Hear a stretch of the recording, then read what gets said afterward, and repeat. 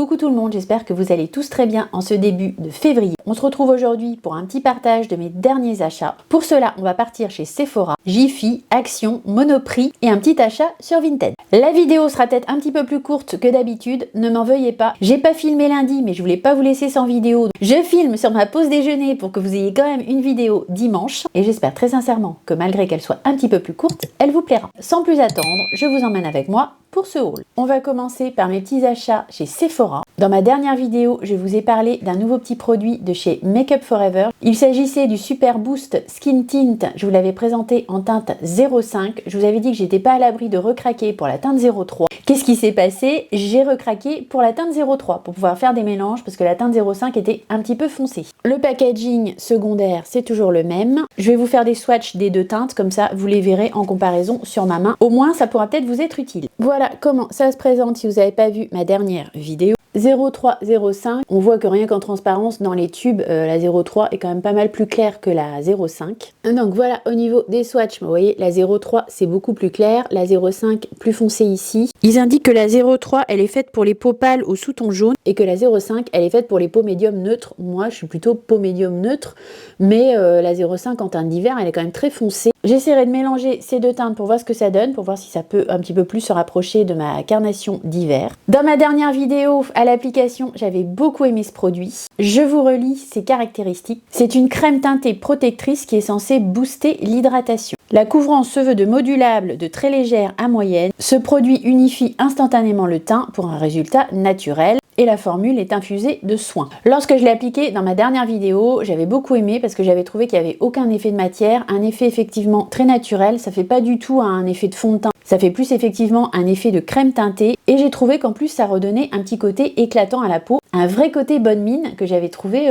plutôt sympa sur ma peau. Peut-être qu'on retestera ça en vidéo en mélangeant les deux teintes, je sais pas parce que j'ai pas mal de produits encore teints à vous présenter et à tester avec vous, donc à voir si on refait le test ou pas. Éventuellement mettez-moi ça dans les commentaires si ça vous intéresse. Toujours dans la même collection, j'ai craqué sur un nouveau Super Boost brillant à lèvres. Je l'avais en teinte 07, je l'ai pris cette fois-ci en teinte 05. Le produit teint, je vous ai pas dit, mais il est vendu 37 € pour 30 ml de produit. Et le gloss à lèvres en prix plein, il est vendu 26 €. La teinte 07 que vous m'avez vu tester dans ma dernière vidéo, c'était un chocolat avec du bronze et des sous-tons froids, donc un shimmer, une teinte brillante. Et là, la 05, c'est un caramel avec un eye shine finish, donc je pense que c'est un peu moins brillant en fait. Niveau de l'embout, je vous le remonte si vous n'avez pas vu ma dernière vidéo, mais ça se présente comme ça. C'est un embout un peu alambiqué. Voilà au niveau des swatchs, donc vous avez le 05 ici, qui est une teinte plus chaude et dans laquelle on voit pas de petites paillettes si vous voulez, tandis que le 07, bon, on voit que ça a plus un côté shimmer, un côté brillant. Alors je sais pas si ça ressortira bien à la caméra, mais c'est vrai que dans le 07 il y a des petites paillettes qu'on voit pas là. Là on voit plus un effet lac à lèvres et cette couleur là elle est plus chaude, alors que celle-ci ça va être un bronze plus froid. Je vous redis au niveau des caractéristiques, c'est une texture galbante avec une brillance miroir pour un effet repulpant immédiat. Ce sont des brillants à lèvres confortables et longue tenue pour des lèvres lissées, rebondies et qui réfléchissent la lumière. Donc comme je vous dis, il y a deux finis, nacré et pur, et ces deux brillants à lèvres sont enrichis en soins. Tout pareil, dans ma dernière vidéo, j'avais beaucoup aimé l'effet de la teinte 07 sur mes lèvres. J'avais trouvé que ça donnait effectivement un petit côté rebondi et que c'était très miroitant. Du coup, je pense que la 05, on la testera quand même en vidéo. Comme vous l'avez pas vu sur mes lèvres, on essaiera de la tester. Si vous suivez l'actualité beauté, vous n'avez pas pu passer à côté des nouveaux contours de Rare Beauty. Le packaging secondaire se présente comme ceci. Ils sont vendus en 6 teintes pour 31 € en prix plein pour 14 ml sur le site de Sephora. Il y a des teintes très froides et des teintes un peu plus chaudes. J'ai hésité, j'ai failli prendre une teinte très froide et puis je me suis dit que ça allait griser mon teint. Donc finalement, j'ai pris la teinte Mellow, mais qui va, je pense, être plus un peu bronzer que contour. Ça a l'air d'être une teinte qui tire quand même plus vers des tons chauds. Ça se présente comme ceci, comme les blushs qu'elle avait sortis de la même gamme. L'embout, c'est le même que pour les blushs. Je vais faire un swatch. Bon, ça n'a pas l'air si chaud que ça a l'air d'être une jolie couleur. Là, on est sur la teinte Mellow. Je regrette pas d'avoir pris cette couleur. J'ai même l'impression que ça va pouvoir faire un entre-deux entre blush et bronzer. Je vous lis les caractéristiques. C'est une formule ultra légère, un produit qui va définir et améliorer le teint. Ils disent de déposer quelques gouttes et d'estomper. L'application se veut facile et homogène, sans traces. On peut l'appliquer avant ou après le maquillage, c'est-à-dire qu'on peut l'appliquer même si on n'est pas maquillé, d'après ce que je comprends. Et un petit point suffit, attention, on verra, mais si c'est comme les blushs, effectivement, il faudra vraiment pas en mettre beaucoup. J'ai pris également le mascara Size Up, qu'ils ont décliné en 5 teintes. Ici, on est sur la teinte brown. Il y a une belle teinte bleue également, je crois qu'il y a du vert aussi. Il y a 5 teintes en tout, dont le noir, si je dis pas de bêtises. Et ces mascaras sont vendus 14,99 € sur le site de Sephora. J'avais déjà testé en noir, mais je me rappelle plus du tout. Très honnêtement, je teste tellement de trucs que je me rappelle plus du tout ce que j'en ai pensé. Au niveau de la brosse, je sais pas si vous pouvez voir, mais la brosse au milieu, elle est un peu moins épaisse que sur les côtés. Et je vais vous lire les caractéristiques, vous allez mieux comprendre. Ils indiquent que ce mascara donne plus de 180% de volume couplé à un effet allongeant et recourbant. La formule est longue tenue et vegan. Comme je vous disais, c'est une brosse en sablier dotée de fibres courtes au centre pour charger les cils et de fibres plus longues aux extrémités pour une frange de cils déployée. Voilà la particularité au niveau de la brosse de ce mascara. Moi, j'ai voulu prendre en marron parce que le marron, ça fait des cils plus doux. Le matin, parfois, pour se maquiller un peu rapidement, ça change, ça peut être pas mal. Je trouve que le marron, ça adoucit un peu le regard, ça adoucit un peu les cils. C'est bien d'avoir des mascaras marron, je trouve, dans sa collection. On testera, bien évidemment, celui-ci ensemble très prochainement. Sans surprise, j'ai craqué sur le duo de blush crème de Natasha Denona. Il s'agit du Eye Blush Blush Crème Effet Nuage. Je l'ai pris en teinte fraîche mauve. Le packaging primaire se présente comme ceci, c'est plutôt joli. Il y a 10 grammes de produit, c'est vendu 45 €, c'est pas donné, sur le site de Sephora en prix plein, et il y a 6 teintes en tout. Avec mon pull rose derrière, c'est hyper raccord. Voilà comment se présente la teinte fraîche mauve. Je vais bien sûr vous la swatcher. On a un blush crème ici mat, et ici on a un blush, mais plutôt un peu highlighter lumineux. Voilà le côté blush mat ici, qui est très très crémeux sous le doigt, on dirait un baume, mais néanmoins on a quand même un petit peu l'impression que ça se transforme en poudre. Et ici on a le blush crème, mais du coup très lumineux, qui lui est un peu moins crémeux sous le doigt. Et là je vous ai fait le combo des deux en superposant donc la teinte mat et la teinte lumineuse par-dessus. Donc là on est sur fraîche mauve. Une fois qu'on a mis ses doigts dedans, bon ben c'est un peu cracra, enfin pas cracra, mais vous voyez forcément comme c'est très crémeux comme un baume, bah après ça ressemble à ça. C'est pas très joli une fois qu'on l'a utilisé, mais bon c'est pas grave. Niveau caractéristiques, ces blushs sont enrichis en ingrédients hydratants, infini mat et infini lumineux comme je vous ai montré. La texture est une texture gel légère. La couvrance se veut modulable pour un résultat frais et diffus. Ça apporte un éclat velouté avec une pointe de couleur naturelle. On peut l'appliquer avec un pinceau épais ou au doigt. Je pense effectivement qu'il faut un pinceau spécial texture crème pour appliquer ce produit. Dernier produit, enfin normalement, j'ai fait une petite aparté, je dis dernier produit parce que j'ai vu que Sephora avait sorti des blushs lumineux. Ça vous a peut-être pas échappé non plus. Je sais pas si j'arriverai à les choper avant de mettre en ligne la vidéo, mais c'est possible que si j'arrive à les choper, je vous mette un petit insert. Sinon, dernier produit de ce haul, ce sera cette petite palette de Natasha Denona. C'est la Mini Eye Sculpt palette qui est composée uniquement de fard mat. Elle peut paraître un petit peu sans intérêt comme ça, mais je pense qu'elle est intéressante quand même. C'est intéressant d'avoir toutes ces teintes mat sur la même palette. Les maquillages que j'ai vus faits avec cette palette, je les ai trouvés vraiment très jolis. Elle se présente comme ça, c'est une mini palette qui est vendue 28 € pour 4 grammes de produit. Voilà les teintes à l'intérieur, je vous la swatche pas parce que bon, les teintes, voilà, ce sont des mats, certains au sous-ton chaud, d'autres sous-ton plus froid. Je vais vous lire les caractéristiques parce que c'est assez intéressant. Natasha Denona indique qu'à l'intérieur, donc on a des teintes pour modeler les yeux. C'est effectivement des teintes avec lesquelles on va venir mettre en valeur les ombres et la lumière en fait. Enfin, les mats comme ça se travaille un peu différemment. Pour les couleurs, c'est inspiré des couleurs de la peau. Donc ce sont des teintes très naturelles. À l'intérieur, il y a des formules mat crémeuses et des formules mat soyeuses. C'est fait pour créer un look naturel avec de la dimension et de la profondeur, donc effectivement pour faire un peu un modelage, pour mettre en valeur la forme des yeux en fait. À l'occasion, on testera cette petite palette. C'est une palette qui peut venir faire un complément par rapport à d'autres palettes puisque ce sont que des mats. Mais c'est aussi tout à fait une palette qu'on peut utiliser, comme je vous dis, toute seule. Vraiment les maquillages que j'ai vus qu'elle a montré Natasha Denona sur Instagram et tout ça, je les ai trouvés vraiment très très beaux, donc c'est ça qui m'a donné envie de craquer. Je suis allée chez Jiffy, je vous montre vite fait ce que j'ai acheté qui est en rapport avec le maquillage. J'ai trouvé un lot d'éponges démaquillantes. J'aime bien me servir de ça maintenant, je m'en sers de plus en plus souvent. C'était à 1,99 €. Bon, je trouvais que c'est vraiment pas très cher. Voilà comment elle se présente. J'ai pas encore testé L'aspect ici fait un peu synthétique. Ça fait coton, mais un peu synthétique en même temps. Donc je sais pas exactement ce que ça va donner. Si je teste avant de monter la vidéo, je vous mettrai un petit commentaire ici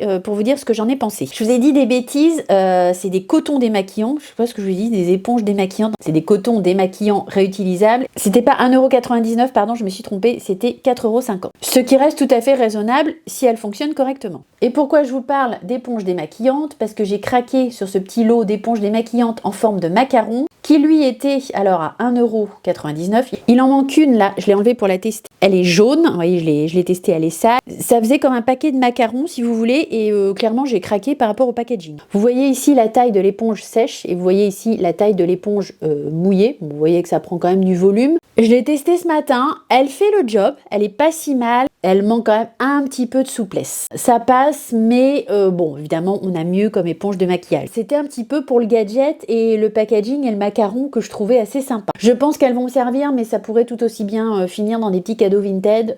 Ça, c'est pas impossible. D'ailleurs, j'en profite pour vous rappeler que je vends régulièrement du maquillage sur Vinted. Vous pouvez vous abonner à mon compte si vous le souhaitez. Vous trouverez le lien en barre d'infos. Voilà, donc pour les petites éponges de maquillage trouvées chez Jiffy. Un petit passage chez Action où j'ai trouvé simplement un fard à paupières liquide un petit peu multichrome. Il se présente comme ça. Au niveau de la marque, j'ai pas trop vu ce que c'était, je vous avouerai. Au niveau de la teinte, c'est marqué Rosy Glow, et au niveau de la marque, c'est Bon Joli. Bon Joli, j'avais trouvé des blushs aussi comme ça chez Action. J'avais trouvé des blushs Bon Joli qui étaient pas mal. On les avait même testés, si je dis pas de bêtises. C'était un petit peu des dupes des Rare Beauty et ils étaient vraiment pas mal. Donc là, par contre, on est sur un fard à paupières liquide et malheureusement, j'ai pas retenu le prix. Ça tournait entre 1 et 2 €, sauf erreur de ma part. Je sais pas si vous arrivez à voir trop, mais au niveau des reflets, c'est un peu mauve, rose gold. C'est assez joli, je pense que ça peut être assez lumineux sur la paupière, c'est plutôt pas mal. On essaiera de tester ça en vidéo éventuellement pour voir ce que ça donne. Enfin, je sais pas si vous arrivez à voir, mais par rapport à mon doigt, le packaging est vraiment tout petit. Je pense qu'il n'y a pas beaucoup de millilitres à l'intérieur. On passe maintenant à mes petits achats chez Monoprix. Ces derniers temps, j'y allais régulièrement pour trouver le nouveau fond de teint, enfin nouveau entre guillemets, de Maybelline. Je pense plutôt qu'il a été repackagé, mais bon, j'avais envie de tester. Il se présente comme ça. En fait, c'est surtout au niveau du bouchon qu'il est distinctif. Le bouchon est de couleur lilas. Ensuite, vous avez un flacon pompe. Je trouve que le packaging est assez réussi, plutôt joli. Il s'agit du fond de teint mat lumineux Superstay de Maybelline. Dans mon Monoprix, il était vendu 16,90 €. Alors, j'ai regardé sur le site de Maybelline. Je vous avouerai que je ne l'ai pas trop trouvé. C'était un peu bizarre. Je l'ai trouvé par contre sur le site de Nocibé où j'ai vu qu'il était vendu en 12 teintes. J'ai pas noté le prix, je suis désolée. Je vous remettrai ça peut-être au montage. J'ai pris la teinte 115 parce que c'était la plus claire des teintes qu'il y avait à Monoprix, mais apparemment il y a d'autres teintes encore plus claires. La 115, je pense, va plutôt être une teinte de printemps-été. Je voulais tester, puis j'avais pas capté qu'il y avait des teintes en dessous. J'ai cru que la 115 c'était la première teinte. Au niveau de la texture, vous voyez, c'est assez liquide hein, quand même. On voit que ça coule sur ma main.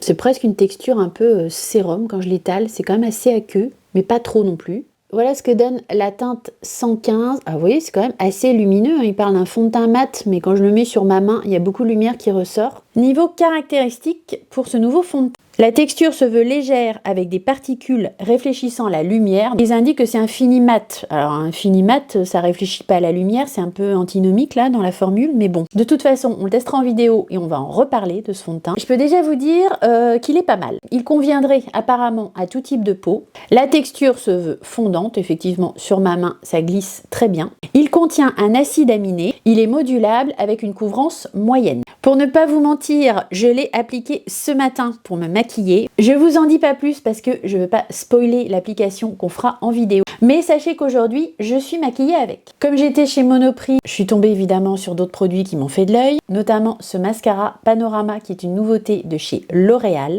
Je l'ai payé 17,90 €, c'est pas donné. En général, chez Monoprix, ils se font un peu plaisir. Je pense qu'on peut le trouver moins cher ailleurs. C'est un mascara noir dont la brosse se présente comme ceci. C'est une brosse en picot plastique. Pour celles qui n'aiment pas ça, ça vous conviendra pas. Pour les caractéristiques, il est censé donner un regard 1,4 fois plus grand. C'est très précis, attention. Il ne fait pas de paquet. À l'heure actuelle, je sais pas pourquoi les marques précisent qu'un mascara ne fait pas de paquet. Heureusement qu'un mascara fait pas de paquet, quoi, j'ai envie de dire. C'est un peu la base quand même, surtout maintenant avec les formules qui sont quand même assez au point. Sa caractéristique, c'est qu'il est censé faire du volume panoramique, donc du volume sous tous les angles du cil. Il convient normalement à tout type de cils. La brosse est composée de multipicots pour un volume cils à cils démultipliés. Test à venir bien sûr en vidéo pour ce mascara. Là, je ne peux pas me prononcer, je ne l'ai pas testé encore. Toujours chez Monoprix et toujours de chez L'Oréal, j'ai trouvé cette huile à lèvres qui s'appelle Plump Ambition. Je l'ai payé 17,90 €. Pareil, ça reste quand même assez cher pour une huile à lèvres de grande surface. J'ai été tentée, voilà, tout était au même endroit, j'ai été tentée. Bref, c'est une nouveauté hein, apparemment.